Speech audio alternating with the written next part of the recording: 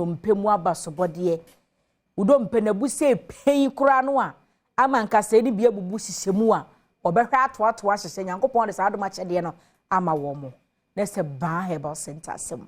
na meken Sadiq Abubakar tenase menko de hone ye hwa abasobode ne de se wo mo gia ne se wo mo gia adwuma no so wo ye ni a na onya ho abasobode be ye hwe ne efa he na nkomo de bewura Sadiq mache yeah na Baah Herbal Hospital yes me de won se tere be na da so tetete mu me se Baah Herbal Center be wo fi mu fa ncheme say ye ko hospital Baah Herbal Hospital wow minim se ebomudin a dompemu yade ye nhwe sciatica obi kotodwa bu anya accident man na bu obi awo ba ne ba na ye bo leg up so wotene no eno de mia minim se no ho adwuma na mo yarefo nyina nim ade abiem na Baah Herbal Hospital moye ho adwuma ama mo adwuma ikwa na ekwa nimu yi yo am say ye ni kan fa enchi akese e ma adofo ene ahwefo nyina sabri na omfa nche me say ene de se de bia me voice ne tie no weda na ye tie me voice won atochi makakra na mum no ka se Baah Herbal Hospital ani ti ama ye elevation na ene se yi dumpe asem a wokan na to nchen na se yade bi e woni pedie no efiuti bepem na ase de wode ba be pie mu wa ase ho a yade a yesi ano edema afenso ye pam sa yade no ma de fru ni pedie no ema ne ko anti yade bi ti se stroke obi o hon ma no anya stroke na stroke na wanya na ye obi o ha ye se no ye severe ebi nso enye severe na se ni mienu ina no se wo de no ano ye den anasa ano nya den ye do ba be piem e wo Baah Herbal Hospital ase ho a yen ye de bibiduro na sasa yade yade bia ba hon ma ye tu ase bia no e ye bibiduro na me se Nyankopon ne tumi ne nim de ye sha ahaban mu ani na Baah Herbal Hospital so ya ye tisim akokopie mu okwa brentium na yakwa kotise ahaban ne nubna ya keka sie ni e de asasa yade ani ti obi di stroke yade ba be pie mu ya so ho a yade abibiduro tu ase krakra edema no a ekwa ensan enye den embabim saa nso na bi oba bi ono so fibroid yade na tete no de chia pa no aduru nanso ogiri se bi a ano aduru ni ho o ma me pie mu Baah Herbal Hospital ntia na me se obi ode ne de saa ba be pie mu Baah Herbal Hospital no ene wanya na yarehwe ama ono nso edi adanse sesen kenya Baah Herbal anka enya de a ne fibroid ade ebetimi afriwa akọ hye ne so se Baah Herbal Hospital ba enye operation asem ne mum no bibiduro de be ma wo be no makwa kopie ni pediem na no akasa na ne saa fibroid ade ya abonto a wo ni pediem anane ne kakra de afriwa ama wetimi enya fa ho de se bia wokọ se emfa se kan wa eno ye de kan wa actually no obon se asan fefe biem na che se ade a wo sa pesika botene se biem ede kokosi esi sa de na bi oba bi pie mo Baah Herbal Hospital a ye de bibiduro ebe na no once and for all ede amount a eno enya de a ebekọ asan ba biem che no se Baah Herbal Hospital ya de bi ade be ho bia no itu ase ede ma wa enya de asa ya de no ebesan ababiem ebia na ye be ma na onam enkoda di hu fe se waje on board ya shewata di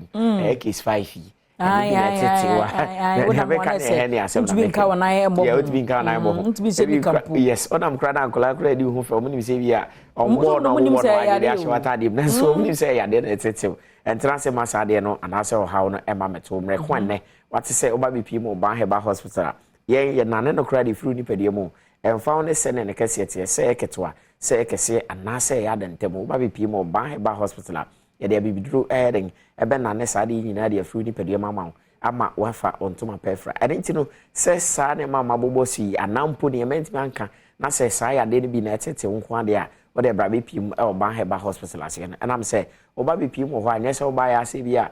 stroke ya de na ha me anase fibroid de ha me anase ebia hernia ya de na ha me oba ya na ahya ase se ma wadru da bi hospital prekope enti no obeko through all the protocols alcohol hospital bi ya wukom no na eno achire no ya hu adru kra ya de be ma wa ebetimi anane saade no e de afru ni pediem e de ama wo obi wa na ne de kompo ababe piem e wo minimum enye operation na mum kompo no ne ehwehwe mu kire se amaman e na bo ano e wo minimum sa no eni ti se ba ne se wo na de second twa na e wo minimum no free ho a ne aka na wo ni pediem no enya de betimi haiden afri ni pedie ensa mo de ade bia ye no tumu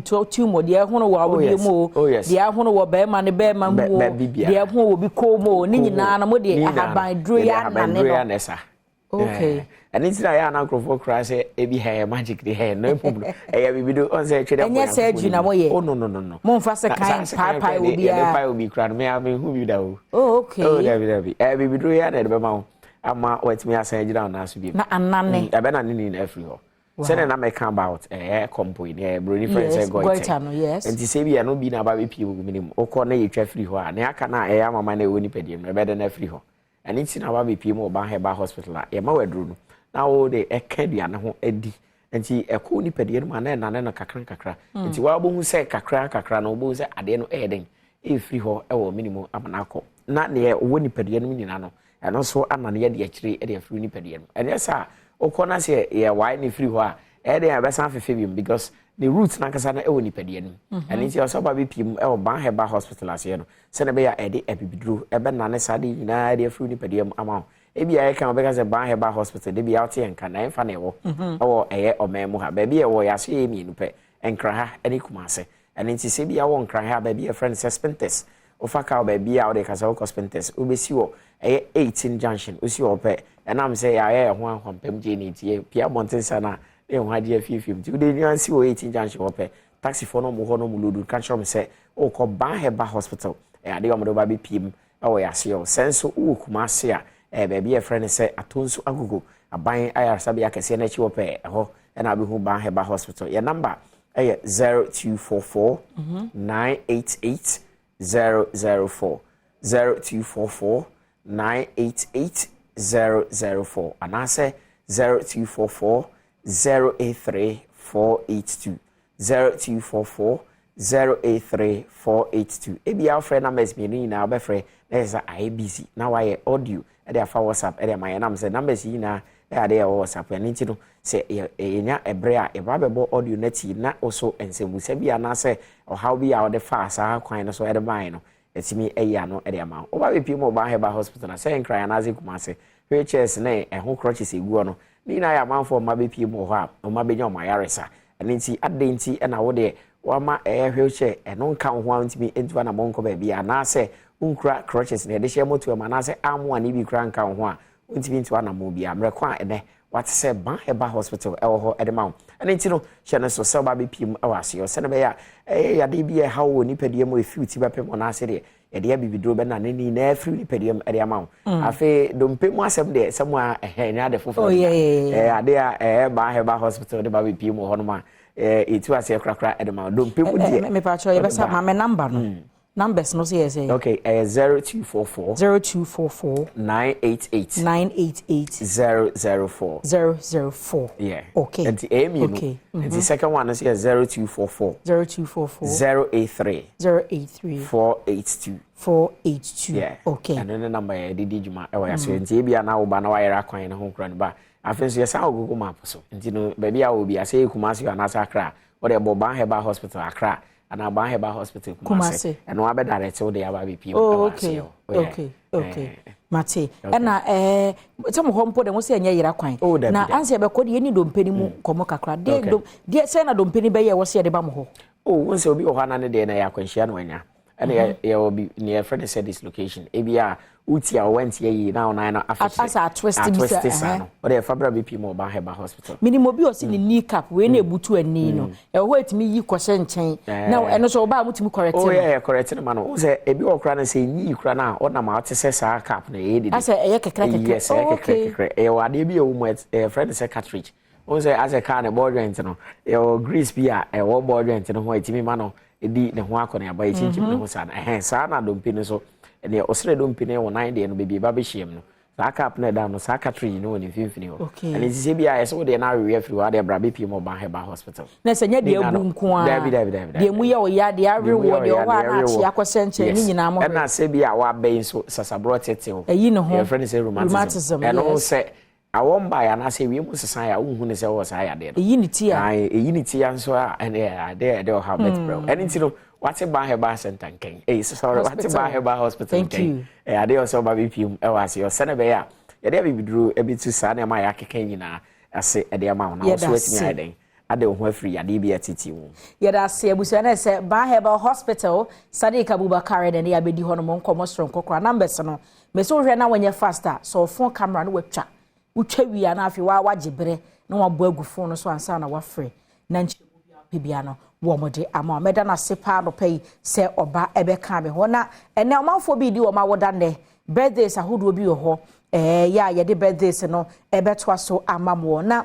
de wodi nkan no eye nana yaw ene eye nana yaw birthday so nana yaw happy birthday to you na me ma me baako ansa me kono ma me Rebecca Anderson in fact we Adom viewer ewo eye Cape Coast wa shepa wa sha Adom TV pa anti Becky yakopon hia wate ye da se pa na onye okase jo text so ese ne ba inshira akua anoche oben our Crown Glory School ye wa malam inshira akua anoche oben e wa Crown Glory School e wa malam o ma me no papa